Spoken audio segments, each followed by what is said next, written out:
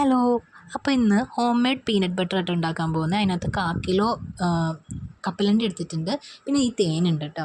ഈ തേൻ നിലമ്പൂരിൽ നിന്ന് കൊണ്ടുവന്നതാണ്, വൻതേനാണ്. അപ്പോൾ ഞങ്ങൾ നിലമ്പൂർ പോയപ്പോൾ മേടിച്ചതാണ് അവിടുത്തെ റെയിൽവേ സ്റ്റേഷനിൽ നിന്ന്. പിന്നെ ഈ പീനട്ട് ഫസ്റ്റ് തന്നെ നമുക്കൊന്ന് വറുത്തെടുക്കാം കേട്ടോ. നല്ലപോലെ വറുത്തെടുക്കണം. അതിന് ശേഷം ഇതിൻ്റെ തോല് കളഞ്ഞെടുക്കാം.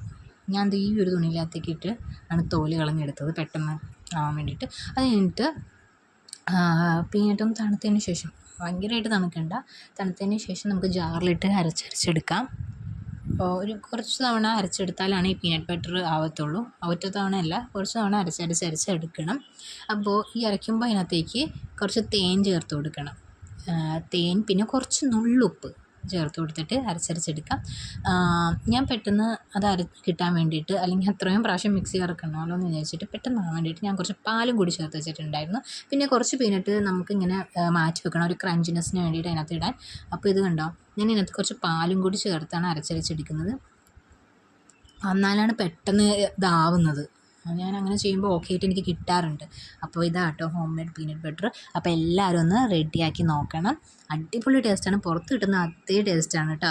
അപ്പോൾ ഇത് നേരത്തെ ഇവിടെ മേടിച്ച ഒറിജിനൽ പീനട്ട് ബട്ടർ ആണെന്ന് പറയുന്നു, പക്ഷെ അതിനേലും ഒറിജിനൽ നമ്മൾ വീട്ടിലുണ്ടാക്കുമ്പോഴാണ്.